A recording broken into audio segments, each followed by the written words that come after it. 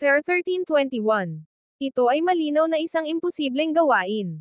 Bagaman hindi kayang talunin ni Sebastian si Grady sa lakas, ang ideya ng pagdaig sa kanya sa pamamagitan lamang ng matinding determinasyon ay wala ng iba kundi isang ilusyon. Dapat sana'y ito ay isang paligsahan ng magkaibigan. Ngunit, naglakas loob ka pang sumugod na may masamang balak upang patayin ang iyong kapwa-disipulo. Anong kapal ng mukha? Ang tinig ni Grady ay umuulan sa buong arena na parang kidlat, na nagulat ang lahat ng naruroon. Ang mga tao sa paligid ay nagulat. Walang inaasahan na biglang lalabanan ni Grady si Sebastian.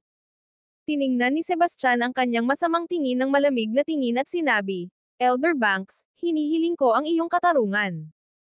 Si Brecken ang unang umatake, na naglalayong kunin ang aking buhay. Ako'y nagdepensa lamang upang makaligtas. Gayunpaman, hindi pinansin ni Grady ang mga salita ni Sebastian. Sa isang madilim na ekspresyon, sinabi niya, "Mga dahilan. Ano man ang dahilan, ang pananakit sa kapwa-disipulo ay isang mabigat na pagkakasala. Ngayon, aalisin ko ang iyong pagtataksil sa banal na lupa at papatayin kita kung saan ka nakatayo." Habang siya ay nagsasalita, ang kanyang aura ay sumiklab ng marahas. Itinaas niya ang kanyang kamay at inihanda ang sarili na maghatid ng nakamamatay na suntok. Ang masa ay nagulantang at hindi makapaniwala. Ang makita si Grady na kumikilos ng napaka-irrational ay nag-iwan sa lahat na walang masabi. Nakatayo malapit, si Pauline at Anastasia ay naguguluhan, ngunit sila'y ganap na walang magawa upang makialam. Ang galit ni Sebastian ay kumulo sa loob niya habang pinipigilan niya ang hawakan ng Harmony Blade, naghahanda para sa isang desperadong laban. Nang ang sitwasyon ay umabot na sa sukdulan, isang awtoritatibong tinig ang umabot, na may bigat na agad na hamatak ng atensyon. Tama na. Sa isang iglap, isang figure ang lumitaw sa entablado. Siya si Rory Pearson, ang Grand Elder ng Banal na Lupa.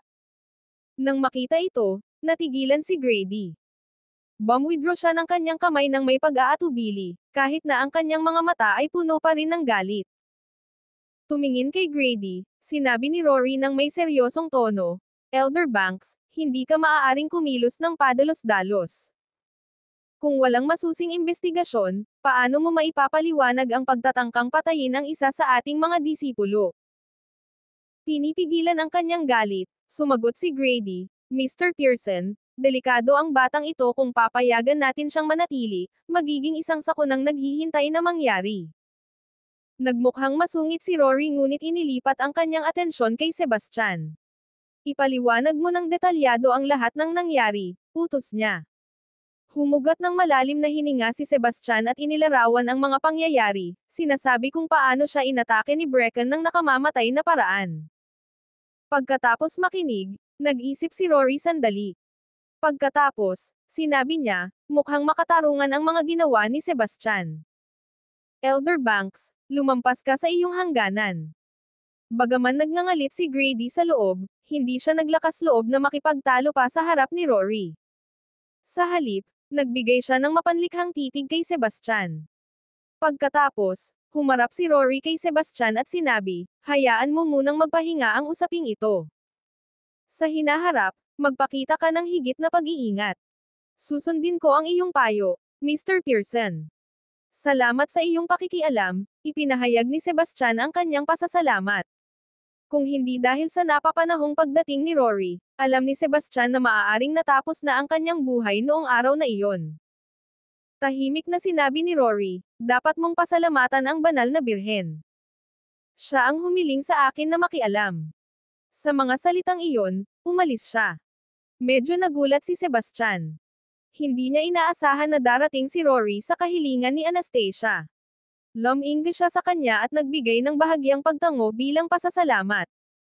Matagumpay na nakapasok sa kompetisyon at nakuha ang medalyang ng soberano, umalis siya kasama sina Lila at Pauline, bumalik sa kanilang silid. Noong gabing iyon, muling bumisita si Grady sa tahanan ni Porter. Ang ekspresyon ni Porter ay kasing dilim ng ulap na may bagyo. Sabi ni Grady, "Holy Son, kasalanan ko ito. Nabigo akong ipatupad ang plano, pasensya na." Sabi ni Porter, "Walang dahilan para humingi ng tawad. Alam kong ginawa mo ang lahat ng makakaya mo. Ang batang iyon. Napakahusay niyang magtago ng kanyang mga kakayahan. Kahit si Brecken ay hindi siya natalo. Ang ekspresyon ni Grady ay seryoso.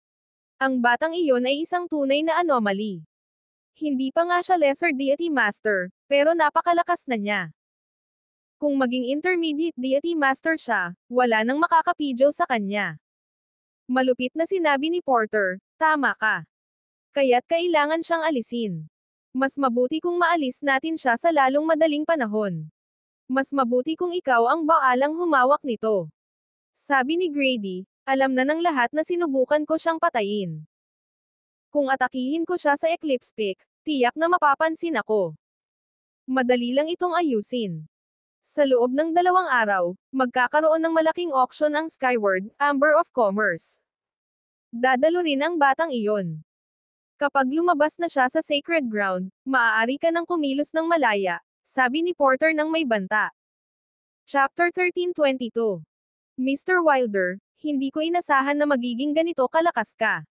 Sa kanilang pagbalik, hindi mapigilan ni Pauline na purihin si Sebastian ng paulit-ulit. Habang siya'y pinupuri, ang kanyang mga mata ay puno ng paghanga. Bagaman isa rin siyang elite na disipulo, si Pauline ay kabilang sa mga mahihina sa grupo. Kahit na sa ilalim ng kamakailang gabay ni Sebastian, na lubos na nagpabilis sa kanyang pag-unlad sa pagsasanay, maaga pa rin para sa kanya na makakita ng malaking pagbabago. Dahil dito, hindi siya nag-sign up para sa kompetisyon. Sa kabilang banda, nalampasan ni Sebastian ang napakaraming balakid sa kabila ng mga hamong inihagis sa kanya at nakuha ang medalyon ng Sovereign sa isang hindi mapipigilang pagpapakita ng lakas. Ito ang kauna-unahang pagkakataon sa loob ng 1,000 taon na may nakakuha ng medalyon mula sa Eclipse Peak, na nagdala ng karangalan at prestihiyo pabalik sa kanilang tuktok. Ngumiti si Sebastian ng bahagya at sinabi, napakahusay din ng iyong talento. Sa patuloy na pagsisikap, sigurado akong makakapasa ka sa susunod na pagbubukas ng Ascendant Isle. Tumanggo si Pauline ng tame time. Sa mga mata niyang puno ng determinasyon, sinabi ni Pauline, magpupursige ako. Sa pamamagitan ng isang tao, narinig ko na sa loob ng 2 araw, ang Skyward Chamber of Commerce ay maghohost ng isang malaking auction. Ito ay partikular na inihanda para sa mga patungo sa Ascendant Isle. Sinasabi ng balita na may mga kayamanan na magiging kapaki-pakinabang para sa paglalakbay. Dadalo ka ba? Kung mayroong bagay na sulit, tiyak na titingnan ko, sagot ni Sebastian na may kumpiyansang ngiti. Sa kanyang kasalukuyang kayamanan, kung may mga kayamanang tunay na mahalaga sa auction, wala siyang balak na palampasin ito. Pagbalik nila sa Eclipse Peak, hindi nagpahinga si Sebastian. Sa halip, nagsimula siyang mag-set up ng mga porma sayon at hadlang.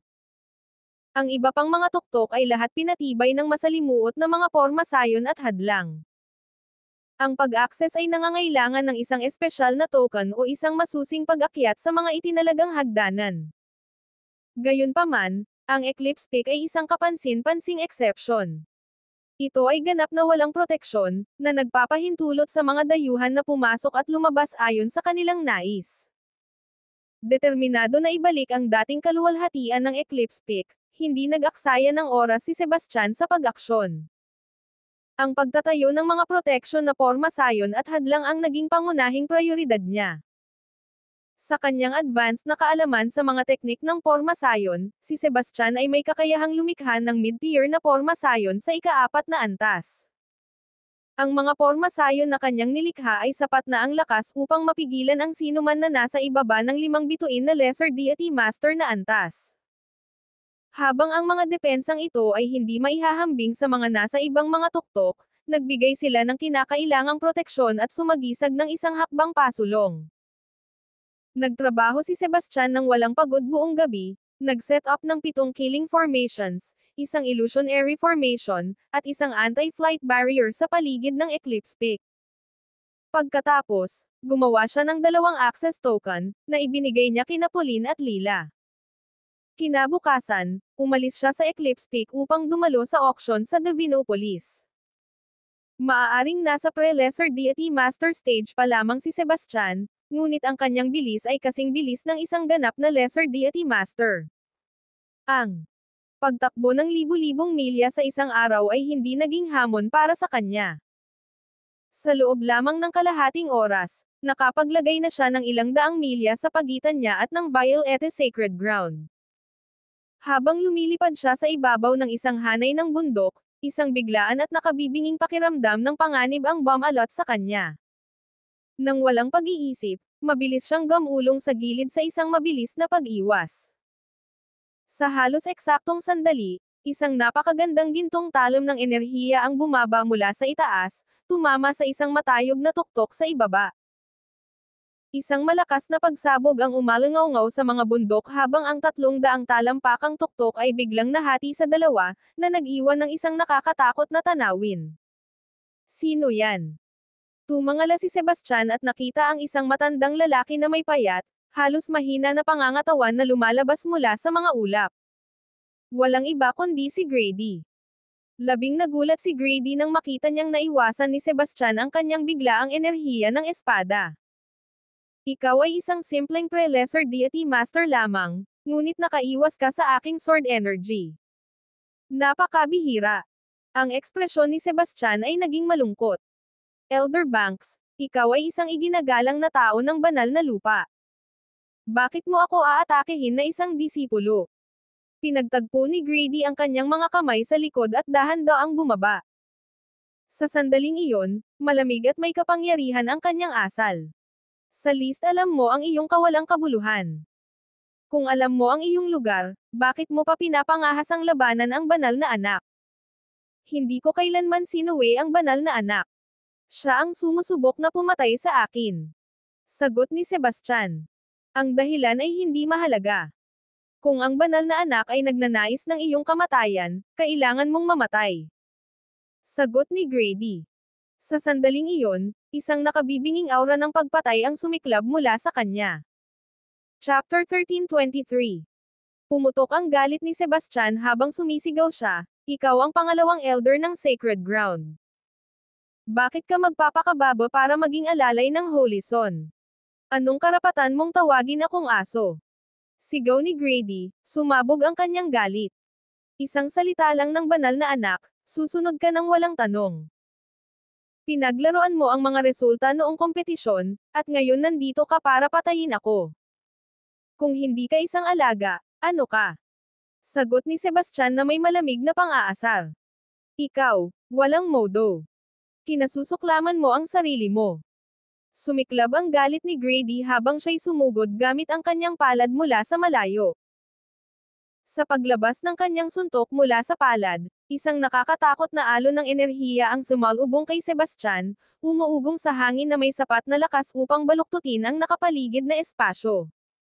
Ang napakalakas na lakas nito ay nakakamangha. Ikaw ay isang 8-star lesser deity master.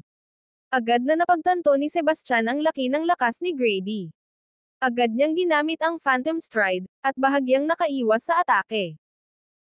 Isang napakalakas na pagsabog ang umalangaw sa hangin habang ang nakasisindak na enerhiya ay bumangga sa isang kalapit na tuktok ng bundok. Ang buong tuktok ay nawasak sa isang iglap, naging mga guho. Mga bato at mga labi ay nagkalat sa lahat ng direksyon, tinakpan ang lugar ng makakapal na ulap ng alikabok. Naging malungkot ang mukha ni Sebastian. Ang kapangyarihan ni Grady ay higit pa sa nakakatakot. Ang simpleng hampas na iyon ay nagdala ng napakalaking puwersang mapanira. Kung tinamaan siya nito ng diretso, imposibleng makaligtas siya. Ikaw masamang bata, tingnan natin kung saan ka tatakbo ngayon. Sigaw ni Grady, ang kanyang boses ay umuugong sa kagubatan habang siya ay tumalon patungo kay Sebastian. Hindi naglakas loob si Sebastian na huminto kahit isang segundo. Sa pamamagitan ng Phantom Stride, siya'y tumakbo sa makapal na gubat na parang kidlat, iniiwasan ang walang humpay na pag-atake ni Grady. Ha! Akala mo ba makakatakas ka sa akin? Malamig na pangungot siya ni Grady habang tinatawag ang isang mahabang espada sa kanyang kamay. Sa isang mabilis na galaw, inugoy niya ang talam, nagpapalipad ng isang nakamamatay na hampas patungo kay Sebastian. Ang lakas ng suntok ng tibak na ito ay higit na lumampas sa naunang atake ng palad. Naramdaman ni Sebastian ang matinding alon ng panganib at itinulak ang Phantom Stride sa kanyang mga limitasyon, lumilipat na parang multo upang bahagyang makaiwas sa nakakatakot na alon ng enerhiya ng espada. Elder Banks, sandali. Itigil mo ang iyong atake. Sigaw ni Sebastian nang may pag-aalala habang itinaas ang kanyang kamay. Itinigil ni Grady ang kanyang pag-atake at tiningnan si Sebastian nang may pang-aasar na ekspresyon. Dapat kong aminin, para sa isang simpleng pre-lesser deity master, nakakagulat na nakaiwas ka sa ilan sa aking mga atake. Pero sa huli, ang langgam ay langgam pa rin. Kahit gaano pa ito lumaban, ang kapalaran nito ay mapipisa pa rin. Gayunpaman, dagdag niya na may nakakatakot na ngiti, napakaganda ng iyong teknik sa paggalaw. Nakapukaw ito ng aking interes. Kung ibibigay mo ang paraan ng pagsasanay, baka isaalang-alang kong hayaan kang mamatay na buo ang katawan. Elder Banks, wala tayong alitan, bakit mo pa ako pinipilitang patayin? Gumawa tayo ng kasunduan sa halip, mungkahi ni Sebastian. Isang simpleng insekto tulad mo ang gustong makipagnegosasyon sa akin. Sobra-sobra ang pagtingin mo sa sarili mo. Pang-asar na sabi ni Grady. Nilunok ni Sebastian ang kanyang inis at nagpatuloy, Elder Banks, pakinggan mo muna ako. Tinutulungan mo ang Holy Son dahil inaasahan mong makikinabang ka kapag siya ay naging Holy Lord, tama ba? Tama iyon, tahasang inamin ni Grady, hindi nagbabago ang kanyang ekspresyon. Ano ang punto mo? Sa tingin ko mas mabuti kung kakampi mo ako. Kapag naging Holy Lord ako, anuman ang ipinangako sa iyo ng banal na anak, dodoblehin ko ito, matatag na pahayag ni Sebastian. Nagtigilan si Grady sandali bago napuno ng tawanan. Alam mo ba talaga ang sinasabi mo? Akala mo ba kaya mong hamanin ang Holy Son? Huwag mong sobrang pahalagahan ang sarili mo. Ito na ang huli kong babala. Ibigay mo ang iyong teknik sa paggalaw, at ililigtas kita sa kahihiyan ng mapunit. Elder Banks, wala bang puwang para sa negosasyon? Nagdilim ang mukha ni Sebastian. Ikaw walang modo, bata. Tama na ang kalokohan mo. Dahil tumatanggi kang makipagtulungan, huhulihin kita muna. Pagkatapos, mayroon akong 12 dosenang, kung hindi man daan-daang, paraan para mapilit kitang magsalita. Sigaw ni Grady. Sa isang iglap, sumugod siya kay Sebastian, ang kanyang kamay ay mabilis na tumalon patungo sa leeg ni Sebastian na parang isang mandaragit na handang sakupin ang kanyang biktima. Chapter 1324. Sandali lang. Ibibigay ko na. Sigaw ni Sebastian habang umatras, ang kanyang boses ay may halong kawalang kakayahan at pag-aatubili. Itinigil ni Grady ang kanyang pag-usad. May lumabas na paghamak sa kanyang mukha. Akala ko mas matatag ka. Pero mukhang isa ka lang palang duwag. Pinigilan ni Sebastian ang galit at kahihiyan na nag-aalab sa loob niya. Elder Banks, ibibigay ko sa iyo ang teknik sa paggalaw, pero may isang kondisyon ako. Maglakas loob ka pang makipag-ayos sa akin. May karapatan ka bang magtakda ng mga kondisyon? Pangungot siya ni Grady, ang tono niya ay puno ng paghamak at banta. Kung ipipilit mong patayin ako, sa tingin mo ba ibibigay ko pa rin ang teknik? Ang boses ni Sebastian ay puno ng matibay na determinasyon. Pwede kang tumanggi, malamig na sabi ni Grady habang nagiging nakakatakot ang kanyang tono. Ngunit mayroon akong napakaraming paraan sa aking pagtatapon. Ang kamatayan ay hindi ang pinakamasamang maaaring mangyari. Ang tunay na pagdurusa ay ang mamuhay ng isang buhay na mas masahol pa kaysa sa kamatayan. Kung nais mong maranasan ang aking mga pamamaraan, ikalulugod kong gawin ito. Maaari kong wakasan ang aking buhay, at hindi mo ako mapipigilan, sagot ni Sebastian na may bahagyang pagsuwi na kumikislap sa kanyang mga mata. Maglakas loob ka pang magbanta sa akin. Matalim na titig ni Grady kay Sebastian. Ang kanyang mga mata ay nagliyab ng pagnanais na pumatay, na para bang kaya niyang lumunin siya ng buo. Nanatiling hindi natitinag si Sebastian at sumagot ng malamig na ngiti, kung ang kamatayan ay hindi maiiwasan, ano pa ang dapat kong katakutin? Matagal na tumitig si Grady kay Sebastian bago niya tuluyang pinigilan ang kanyang pagnanais na pumatay. Nagsalita siya sa isang mahinahong tono, "Sige. Ibigay mo ang iyong kondisyon. Gusto kong magkaroon ng pagkakataon na mabuhay." Deklarasyon ni Sebastian, ang kanyang boses ay matatag, at may halong pag-asa at determinasyon. "Sige," sagot ni Grady, ang boses niya ay puno ng kayabangan at kumpiyansa. "Kung ibibigay mo sa akin ang teknik ng paggalaw, paliligtasin ko ang buhay mo. Nangangako ka ba?" Ang mukha ni Sebastian ay lumiwanag sa pag-asa, at ang kanyang mga mata ay kumikislap sa pananabik. "Siyempre. Lagi kong tinutupad ang aking salita," sagot ni Grady nang may kayabangan. Gayunpaman, siya ay lihim na nagtatawa. "Baka palipasin ko ang buhay mo, pero kaya pa rin kitang gawing humiling ng kamatayan." Pagkarinig nito, huminga ng malalim si Sebastian sa tila ginhawa. "Salamat, Elder Banks. Ipapakita ko sa iyo ang teknik sa paggalaw. Panuurin mong mabuti," sabi niya. Nagsimula si Sebastian na isagawa ang Phantom Stride. Sinasadya niyang pinabagal ang kanyang mga galaw upang mapansin ni Grady ang bawat hakbang ng detalyado. Ang kanyang anyo ay kumikislap na parang multo, at ang kanyang mga galaw ay hindi mahulaan at likido. Si Grady ay kumurap, nakatuon ng mabuti sa bawat galaw. Sa loob, siya ay puno ng pagtataka at paghanga.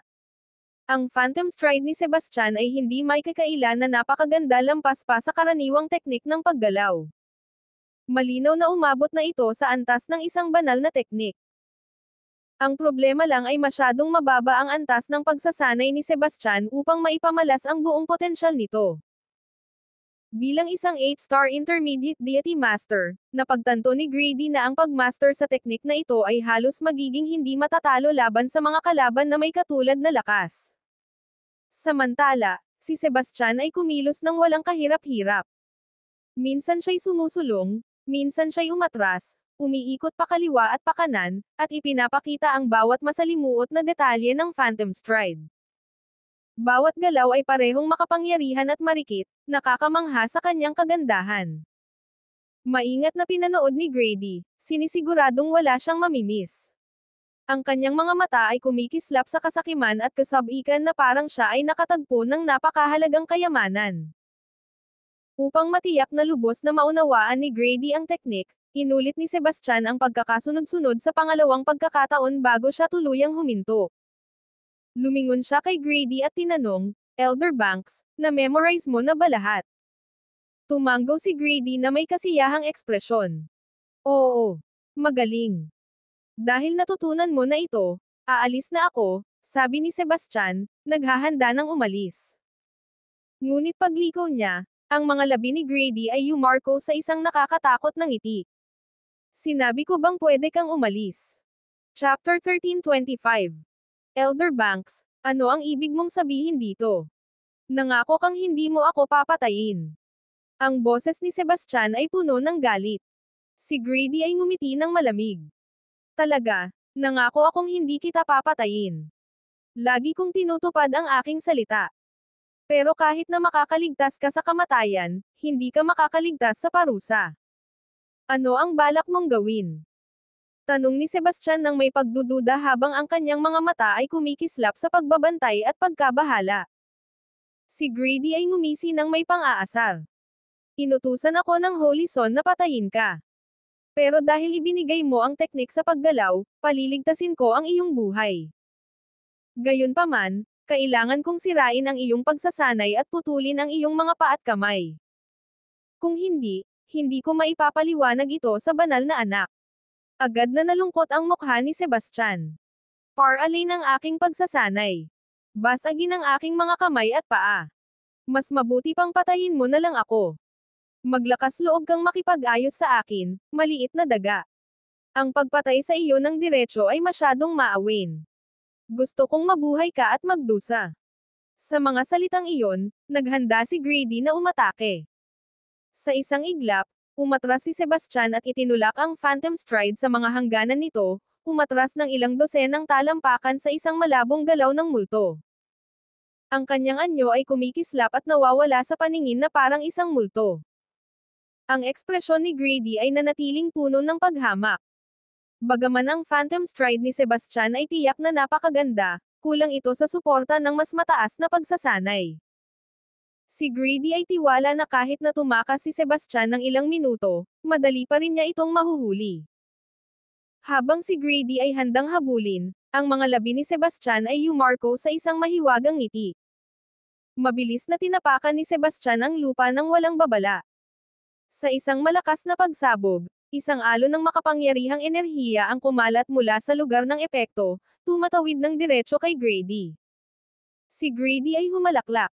Iyan lang ba? Iyan ay halos hindi sapat para makalmat siya. Gayunpaman, bago siya makagalaw, nagsimulang maglabas ng kakaibang mga alon ng enerhiya mula sa lupa sa paligid niya. Ang tanawin ay lumabo at kumikislap na parang ang mismong realidad ay nagiging baluktot. Kasabay nito, makapal na ulap ng hamog ang nagsimulang umakyat mula sa lupa, pinalilibutan ang lugar. Pagkatapos, bigla na lamang, walang katapusang sinag ng nakakatakot na enerhiya ang sumabog mula sa lupa. Ang mga sinag na ito ay kasing talom ng mga palaso habang tumama ang mga ito kay Grady mula sa lahat ng direksyon. Si Grady ay parehong galit at nagulat. Habang iniiwasan ang killing formation at illusionary formation, sumigaw siya, "Ikaw maliit na salarin, kailan mo itinayo ang formation na ito? Paano mo naglakas loob na ambusuhin ako? Ang kapal ng mukha mo."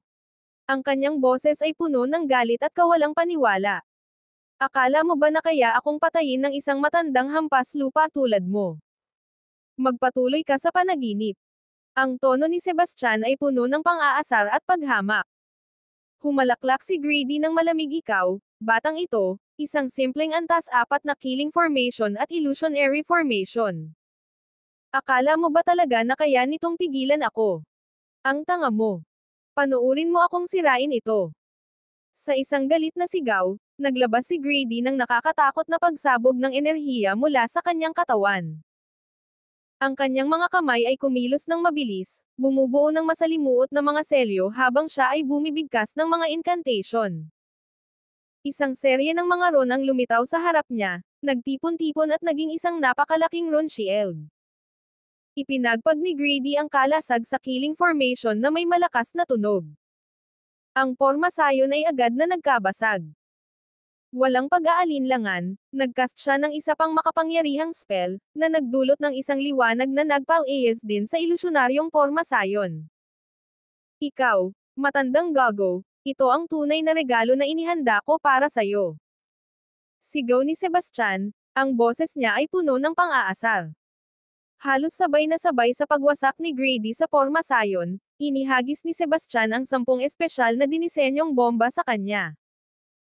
Bawat bomba, halos kasing laki ng isang basketball, ay may mid-grade na espiritual na artifact bilang sentro nito, puno ng pampasabog na pulbos. Ang mga sandatang ito na isang beses lang gamitin ay nilikha ni Sebastian sa Eclipse Peak at tinawag na mga espiritual na bomba. Kaka-break lang ni Grady mula sa formation, nakita niyang papalapit ang mga bomba sa kanya. Alam niyang huli na para umiwas. Gayunpaman, hindi niya ito pinansin bagaman inilunsad ang mga bomba ng may malaking puwersa, naniwala si Grady na hindi sila makakapinsala sa kanya. Sa isang pabaya na pagwawasiwas ng kanyang kamay, nagpadala siya ng alon ng enerhiya upang itaboy ang mga bomba. Ngunit wala namang kaalaman si Grady tungkol sa kalikasan ng mga bombang ito, lalo na ang nakasisirang kapangyarihan ng mga espiritual na bomba. Sa sandaling kumonekta ang kanyang enerhiya sa mga bomba, sumabog ang mga ito. Isang napakalakas na alon ng enerhiya ang mabilis na kumalampag palabas, nanginginig ang paligid. Nagbago ng husto ang ekspresyon ni Grady. Maliit na inisip niya ang mga tila simpleng mga bakal na bola, hindi kailanman inasahan na nagtataglay ang mga ito ng napakalaking kapangyarihang mapanira. Agad niyang pinaganya ang kanyang mga kasanayang pangdepensa, lumilikha ng isang proteksyon na hadlang upang maprotektahan ang kanyang sarili mula sa pagsabog.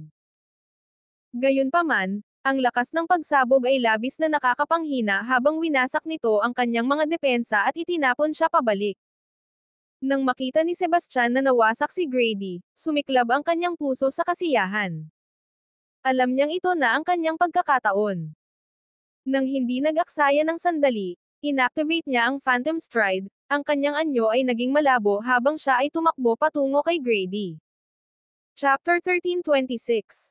Ang kapangyarihan ng mga espiritual na bomba ay lubos na nakasisira.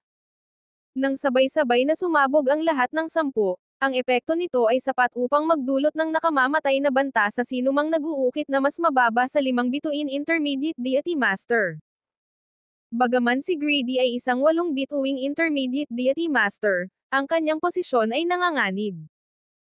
Kakalabas lang niya mula sa pagwasak ng porma sayon at hindi niya alam ang tunay na mapanirang kapangyarihan ng mga espiritual na bomba. Para lalo pang lumala ang sitwasyon, ang kanyang pagtatangkang labanan ang mga ito gamit ang mga energy blast ay lalo pang nagpulole sa mga pagsabog. Nang sumabog ang mga bomba, bahagya lamang nakabuo si Grady ng isang espiritual na kalasag ng mabilisan.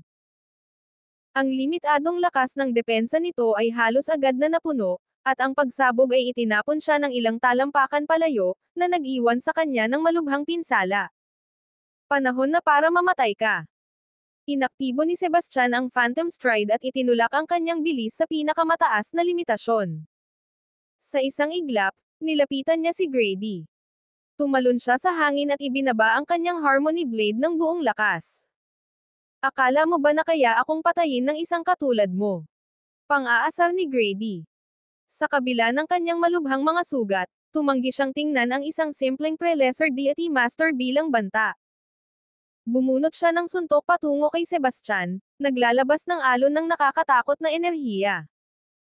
Ang lakas nito ay nagbaluktot sa hangin sa paligid nito, sapat na makapangyarihan upang puksain ang sinuman sa ilalim ng Intermediate Deity Realm. Si Sebastian, gayunpaman, ay nagpakita lamang ng paghamak. Sa isang malakas na tunog, tumagos ang kanyang espada sa alon ng enerhiya ni Grady. Sinundan niya ito ng isa pang matinding hampas ng walang pag-aalinlangan. Nagbago ang ekspresyon ni Grady at naging gulat. Agad niyang hinugot ang kanyang mahabang espada upang harapin ang papasok na atake. Nagbanggaan ang 2 sandata na may malakas na tunog, at isang napakalakas na puwersa ang dumaan sa espada ni Grady, pumutok sa kanyang katawan. Ang epekto ay agad na pumutol sa laman sa base ng kanyang hinlalaki, na nagdulot ng pag-agos ng dugo mula sa kenbang kamay. Bago makabawi si Grady, muling in-swing ni Sebastian ang Harmony Blade.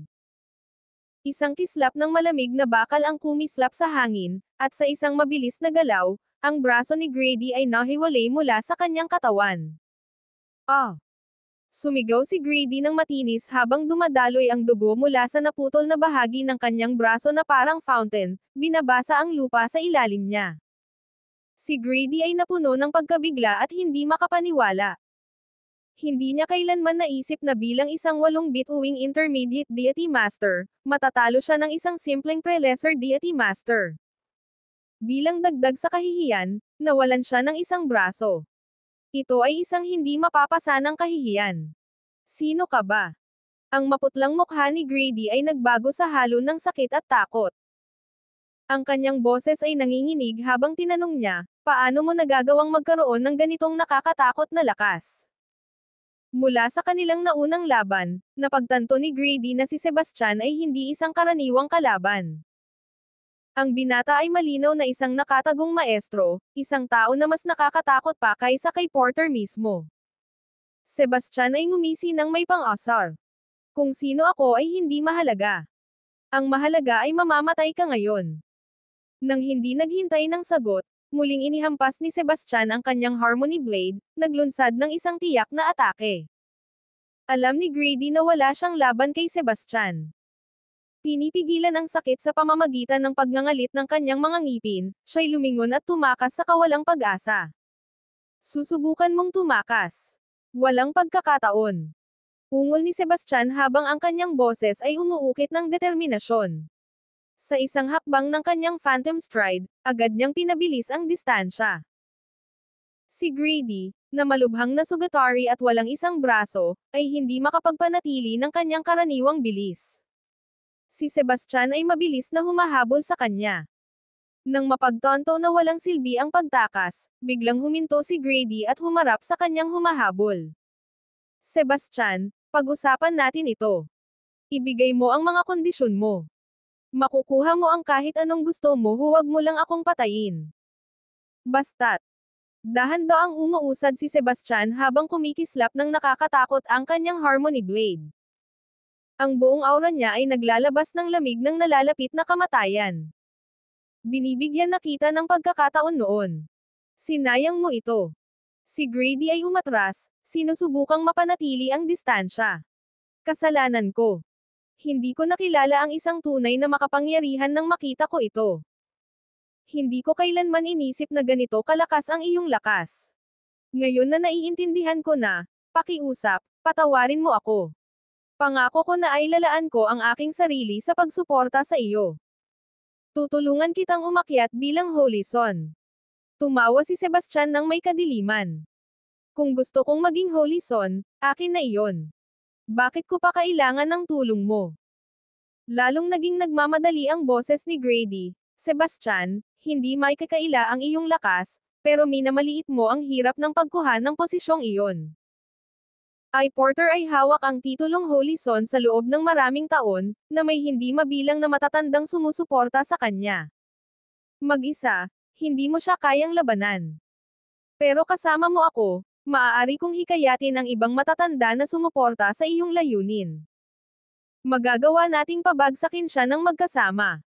Iyan ay isang nakakaintrigang alok, pero huminto siya bago muling humakbang pasulong. Hindi ko kailangan ang tulong mo. Sa mga salitang iyon, sumugod si Sebastian, ang kanyang Harmony Blade kumikislap sa isang nakamamatay na arco. Chapter 1327. Hindi kailanman nagpakita ng awa si Sebastian sa kanyang mga kaaway, lalo na sa isang kasuklam-suklam at traidor na tulad ni Grady. Ang pagputol sa braso ng matanda ay lumikha na ng hindi mapapawing galit, at tanging isang handgal lamang ang maniniwala sa kanyang mga salita. Si Grady ay isang napakalakas na 8-bit ang Intermediate Deity Master. Kung hindi siya mapapatay ni Sebastian ngayon, tiyak na maghihiganti siya kapag gumaling na ang kanyang mga sugat.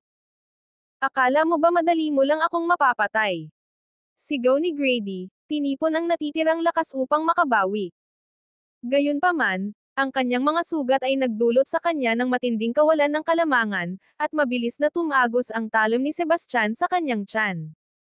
Lumutang ang galit at kawalang pag-asa sa mga mata ni Grady.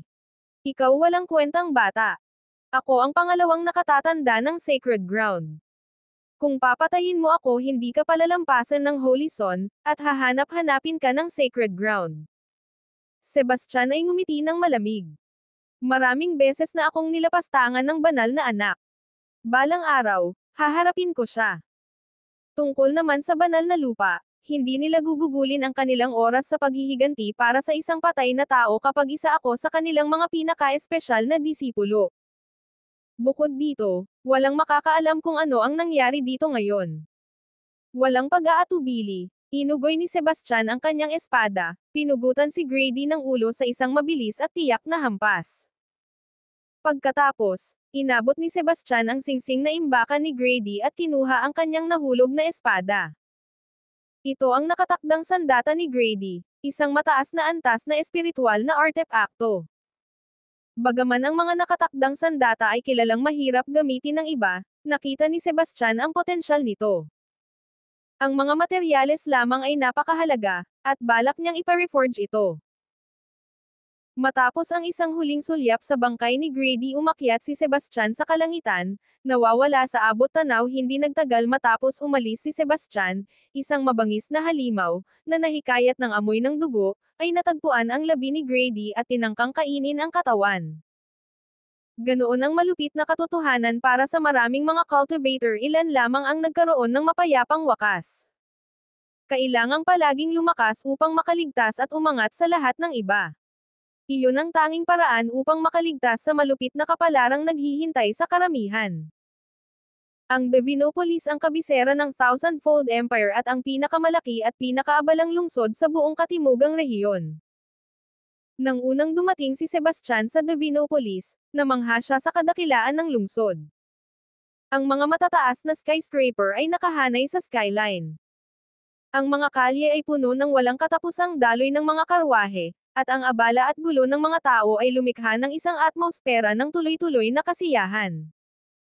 Habang naglalakad siya sa mga kalye, namangha si Sebastian sa malawak na iba't ibang mga tindahan. Ang mga bintana ng tindahan ay puno ng mga nakakasilaw na kalakal ng bawat uri na may isip. Sebastian. Isang malinaw at melodyosong tinig ang biglang tumawag mula sa likuran niya, may halong pag-aalinlangan. Paglingon, nakita ni Sebastian ang isang babae na nakasuot ng mahabang lila na damit. Ang kanyang maayos na pangangatawan at kapansin-pansing kagandahan ay agad na nakakuha ng kanyang atensyon. Feilin. Ganoon din siya kanabigla nang makita siya. Walang iba kundi si Feilin mismo. Kayo nga. Anong ginagawa mo sa Diinopolis? Tanong ni Feilin, halatang excited habang nagmamadali papalapit sa kanya. Nabalitaan ko na ang Skyward Chamber of Commerce ay naghohas ng isang malaking auction kaya't pumunta ako rito para tingnan, sagot ni Sebastian. Feilin, sinong kausap mo? Isang binatang nakadamit ng marangyang balabal ang lumapit sa kanila. Sinamahan siya ng isang grupo ng mga tagapaglingkod. Isang kisap mata ng inis ang tumawid sa mga mata ni Feilin. Walang pag-aalinlangan, humarap siya kay Sebastian na may ngiting may kalikutan at ipinatong ang kanyang braso sa kanya, ang kanyang ekspresyon ay lumambot at naging puno ng kaligayahan. Tulungan mo ako, bulong niya. Bago pa man makapag-isip si Sebastian sa nangyayari, dumating ang binata. Ang kanyang ekspresyon ay lumabo nang mapansin niya ang malapit na kilos ni Feilin. Feilin, anong nangyayari dito? Sino itong lalaking ito? Nakahilig ang kanyang ulo sa balikat ni Sebastian, si Feilin ay ngumiti na may hitsura ng lubos na kasiyahan. Mr. Altman, hayaan niyong ipakilala ko siya sa inyo. Ito si Sebastian Wilder. Ang aking kasintahan. Ano? Ang iyong kasintahan. Laking gulat ni Roland Altman at ang kanyang mukha ay puno ng labis na pagdududa. Chapter 1328. Iyan ay imposibleng mangyari. Kung may fiancé ka, inabi na sana ng nanay mo sa akin. Naiintindihan ko na ngayon. Siguro isa siyang taong inupahan mo para gampanan ang papel, sabi ni Roland, nakatitig kay Sebastian. Ikaw, kahit anong bayad niya sa'yo para sa palabas na ito, dodoblehin ko. Kaya, umalis ka na. Nang marinig ito, mabilis na naunawaan ni Sebastian ang sitwasyon. Si Roland ay nanliligaw kay Feilin, ngunit malinaw na wala siyang interes dito. Iyon ang dahilan kung bakit humiling siya kay Sebastian na magpanggap bilang kanyang kasintahan. Hinayla ni Sebastian si Feilin sa kanyang mga bisig at sumagot, Mr. Altman, tama ba? Hindi kami nag-aartista. Talagang ako ang kasintahan ni Feilin, at ikakasal kami sa lalong madaling panahon. Mabuti pang tigilan mo na ang panggugulo sa kanya. Ang mukha ni Roland ay namula sa galit. Ikaw, maliit na pango. Paano mo naglakas loob na agawin ang aking babae? Pagod ka na bang mabuhay? Ikaw ang pagod na sa buhay. Si Feilin ang babae ko.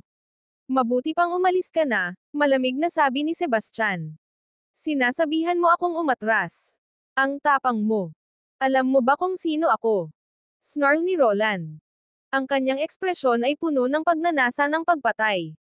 Isa sa mga tagapaglingkod ni Roland na mayabang na sumabat, makinig ka, bata. Ito si Roland Altman, ang pangalawang anak ng pamilyang Altman. Sa isang salita lang niya, mabubure ka sa mundo. Ang mga Altman. Mahalaga ba sila? Tanong ni Sebastian kay Feilin. Bago makasagot si Feilin, sumabat si Roland na may pang-aasar. Siguradong hindi ka taga Divinopolis kung hindi mo alam ang tungkol sa mga Altmans. Sa kami sa apat na prestihiyosong pamilya ng Divinopolis. At sa ngayon, nakikipagtulungan ang mga Altman sa Supreme Merchants Guild. Kapag nakuha na ang pakikipagtulungan na iyon, malapit na tayong maging nangungunang pamilya sa Divinopolis. Kapag nakuha na ang pakikipagtulungan na iyon, malapit na tayong maging nangungunang pamilya sa Divinopolis. Ang Supreme Merchants Guild ba ay kahanga-hanga? Tanong ni Sebastian na may peke na pagkamausisa. Roland ay humalaklak. Saang lupalop ka ba galing? Hindi mo ba alam ang Supreme Merchants Guild? Sila ang pangalawang pinakamalaking guild ng mga mangangalakal sa timog na rehiyon, pangalawa lamang sa Skyward Chamber of Commerce. At pansamantala lang iyon. Ang Supreme Merchants Guild ay itinatag lamang 2 taon na ang nakalipas, ngunit ang kanilang pag-angat ay kamangha-mangha. Ang paglampas sa Skyward Chamber of Commerce ay usapin na lamang ng panahon. Hindi mapigilan ni Feilin ang kanyang pagtawa. Alam niyang si Sebastian ang utak sa likod ng Supreme Merchants Guild. Kaya, ang makita si Roland na nagmamayabang tungkol sa guild sa harap mismo ng may-ari nito ay talagang nakakatawa. Nang makita ni Roland na tumatawa si Feilin, akala niya'y hindi siya sang-ayon at tinanong, anong nakakatawa? May mali ba ako sa kahit ano? Hindi ko sinabing mali ka. Ang Supreme Merchants Guild ay talagang kahanga-hanga, pero ano naman ang kinalaman niyan sa iyo?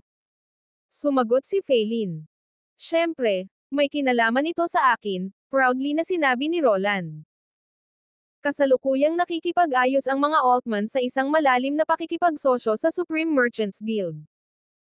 Kapag natapos na ang kasunduan, ang aming pamilya ay lilipad sa bagong taas. Ang pagiging nangungunang pamilya sa 4 na prestihiyosong tahanan ng Divinopolis ay hindi maiiwasan. Ang ekspresyon ni Sebastian ay puno ng pang-aasar. Wala akong pakialam kung gaano kaimpresibo ang mga Altman, pero hayaan mong ipaalala ko sa iyo. Huwag mo nang guluhin si Feilin ulit, o pagsisisihan mo.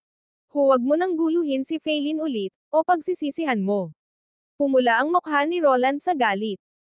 Maglakas loob kang makipag-usap sa akin ng ganyan kahit alam mo na ang pagkatao ko. Akala mo ba hindi kita kayang patayin? Papatayin mo ako. Ikaw lang. Pang-aasar ni Sebastian. Ang tono niya ay puno ng paghamak. Bagaman hindi niya alam ang eksaktong lakas ni Roland, tiwala si Sebastian. Wala siyang kinatatakutan sa mga kabataang henerasyon. Nagpapakamatay ka, bata. Patayin niyo henerasyon.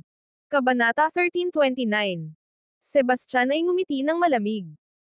Nang malapit na niyang turuan ng leksyon sina Roland at ang kanyang grupo, biglang humarang si Feilin sa harapan niya.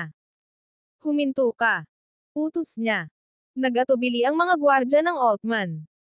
Siyempre, nahuli sila sa kanilang pag-iisip ng kanyang pakikialam. Tumingin si Feilin ng diretso kay Roland at sinabi, Ginoong Altman, sasabihin ko ito sa huling pagkakataon. Siya ang aking kasintahan. Kung gusto mo siyang patayin, kailangan mo rin akong patayin. Feilin, hindi ko talaga maintindihan ako ang pangalawang anak ng pamilyang Altman. Ano bang kulang sa akin para hindi ka pa rin kontento? Tanong ni Roland ng galit. Ginoong Altman, hindi ko rin maintindihan. Sa katayuan ng pamilya ninyo, maaari mong makuha ang sinumang babae na gusto mo. Bakit mo ako pinipilit? Sagot ni Feilin. Dahil gusto kita. Wala nang iba pa akong pakakasalan sa buhay na ito. Mariing pahayag ni Roland. Pero hindi kita gusto. Bukod dito, mayroon na akong kasintahan, sabi ni Feilin habang kumakapit siya sa braso ni Sebastian, ang kanyang mukha ay nagliwanag sa ngiting naglalabas ng kaligayahan. Nang makita ito, umabot sa rurok ang galit ni Roland. Ang kanyang mga mata ay nag-aapoy sa galit habang umuungal siya, Feilin, hindi ko na kailangan pang ipaalala sa iyo ang kasalukuyang kalagayan ng mga Linwood. Kung wala ang tulong ng mga Altman, babagsak ang iyong pamilya sa lalong madaling panahon. Isang saglit na pag-aalala ang lumitaw sa mukha ni Feilin, ngunit nanindigan siya. Makakahanap ako ng paraan para iligtas ang aking pamilya. Hindi ko kailangan ang iyong pag-aalala. Feilin, tandaan mo ang mga salita mo ngayon. Papakumbabin kita at hihingiin mo ang tulong ko. At ikaw. Sigaw niya habang tinuturo si Sebastian. Anong lakas ng loob mong makipagkumpetensya sa akin para sa isang babae? Siguro gusto mo nang mamatay. Patawarin kita ngayon para kay Feilin, pero kung makita kitang malapit sa kanya ulit, sisiguraduhin kong wala nang matitira sa'yo. Sa mga matitinding salitang iyon, umalis si Roland kasama ang kanyang mga kasama.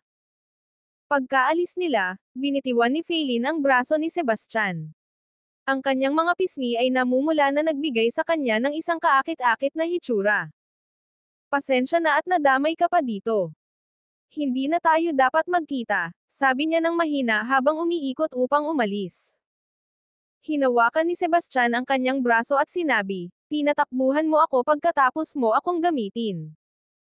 Medyo hindi patas yan, hindi mo ba naiisip?" Hinawi ni Feilin ang kanyang kamay at malamig na sumagot, "Huwag mong kalimutan, iniligtas ko ang buhay mo noon. Nangako kang gagawa ka ng isang bagay para sa akin bilang kapalit. Ngayon pantay na tayo, at wala tayong utang sa isa't isa." Sebastian ngumiti at sinabi, "Ang pangako ay gawin ang kahit ano, gaano man ito kaliit o kalaki. Ang paggamit nito para sa isang napakaliit na bagay, hindi mo ba iniisip na sayang iyon?" "Walang sayang dito," sagot ni Feilin. "At hindi iyon isang maliit na isyo. Si Roland ay isang mapaghiganting tao. Siguradong hahanapin ka niya ngayon, kaya mag-ingat ka." Sebastian ay hindi pinansin ang kanyang babala at sinabi, "Hindi mo ba siya narinig kanina? Sabik siyang makipagtulungan sa aking Supreme Merchants Guild. Kapag inihayag ko ang aking pagkakakilanlan, magmamakaawa siya para makuha ang aking pabor." Nilingan ni Feilin ang kanyang ulo at sinabi, "Huwag maliitin ang mga Altman. Pagdating sa kayamanan, maaaring hindi sila makipagsabayan sa iyong Supreme Merchants Guild.